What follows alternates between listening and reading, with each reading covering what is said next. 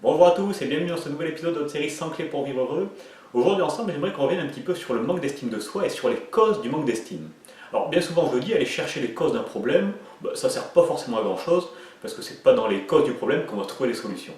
Donc aujourd'hui, si je vous parle des causes, c'est pas forcément pour vous aider à aller mieux dans votre quotidien, mais c'est plutôt un message que j'adresse aux parents et aux futurs parents pour aider leurs enfants à ce qu'ils puissent développer une bonne estime d'eux-mêmes, une meilleure estime d'eux-mêmes.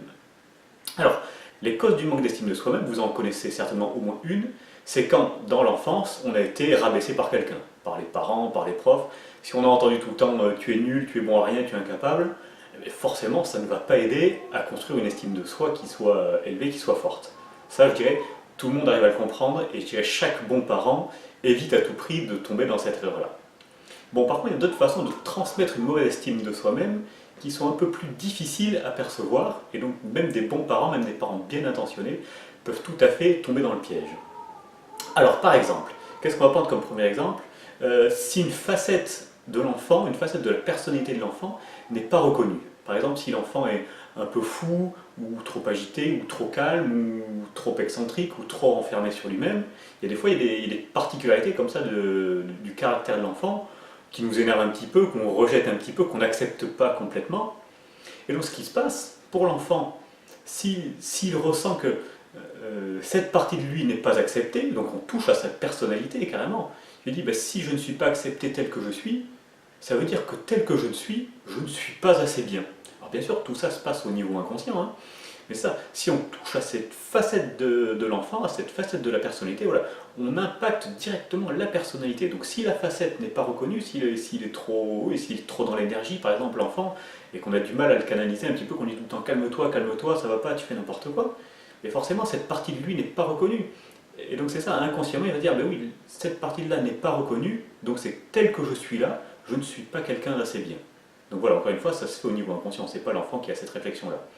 Donc déjà, voilà, faire attention à ça, il faut vraiment, c'est important de reconnaître toutes les facettes, de reconnaître l'enfant dans son intégralité. Ça, c'est vraiment quelque chose de très important. Une deuxième chose qui peut créer beaucoup de manque d'estime de soi, beaucoup de manque de confiance en soi également, c'est la surprotection. Quand un enfant est surprotégé, alors qu'il n'a pas le droit de faire certaines choses, par exemple, je ne sais pas, utiliser un couteau, aller dormir chez ses petits copains ou copines, ou qu'est-ce qu'il peut faire, ou faire un sport par exemple qui serait un petit peu trop dangereux selon nous, hein, bien sûr. Si on interdit trop de choses à l'enfant, inconsciemment c'est pareil, il va se dire si je n'ai pas le droit de faire ça, c'est que je n'en suis pas capable. Voilà, donc il ne se sent pas capable, donc s'il n'est pas capable, hop, l'estime de lui-même, en chute libre. Et ça va être d'autant plus marqué si l'enfant a des petits copains, des petites copines qui peuvent faire ces activités. Il va dire, oui, les autres peuvent faire ces activités, donc c'est qu'ils en sont capables. Si moi je ne peux pas faire, c'est que je n'en suis pas capable. Donc faire attention, protéger l'enfant, donc ça c'est très important, en tant que parent on a ce rôle de protection. Donc protéger oui, mais surprotéger, attention, c'est pas forcément que bénéfique. Voilà. L'enfant il va se sentir pas capable de faire plein de choses, et donc l'estime de lui-même risque de chuter. Donc très attention à ça, protéger oui, mais pas trop. Et puis, dernier cas de figure qui est peut-être le plus courant, moi je rencontre des personnes dans ce cas-là toutes les semaines pratiquement, quand on a eu des parents qui ont manqué d'estime, alors des parents par exemple qui se sont laissés rabaisser, peut-être par leur conjoint par exemple, ou qui se sont sentis nuls, voilà, qui se sont sentis rabaissés, renfermés sur eux, qui ont manqué beaucoup d'estime, et bien en tant qu'enfant, on voit les parents qui font ça, et bien on va faire la même chose. Parce que l'enfant il apprend énormément par mimétisme, et donc le parent en plus c'est le modèle pour l'enfant.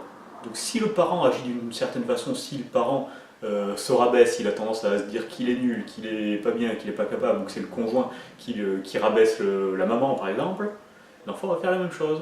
Si les parents ont l'habitude de manquer l'estime d'eux-mêmes, et bien en tant qu'enfant, on va faire exactement pareil, on va manquer l'estime de nous-mêmes. Et c'est normal, c'est la norme, c'est ce qu'on a vu de nos parents, c'est comme ça qu'il faut être. Donc on va devenir de la même façon. Des parents qui manquent d'estime, on va manquer d'estime. Des parents qui manquent de confiance, on risque de manquer de confiance en soi. Donc ça c'est très important, je le dis souvent, pour aider les enfants à être bien, la meilleure chose à faire c'est déjà d'être bien soi-même. Ça c'est vraiment quelque chose qu'on va transmettre à ses enfants. Plus on va être bien, plus on va savoir être bien.